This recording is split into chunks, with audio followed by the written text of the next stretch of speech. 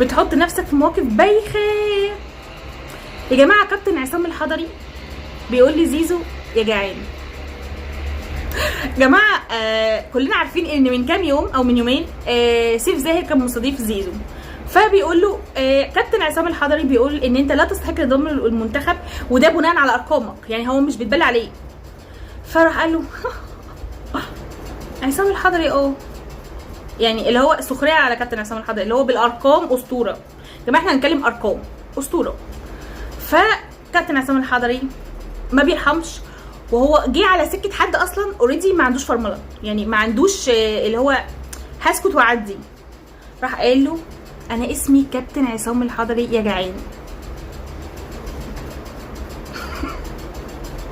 انا عندي بس مشكله مع زيزو، انت جايب لنفسك مشاكل ويعني وبجد اهانات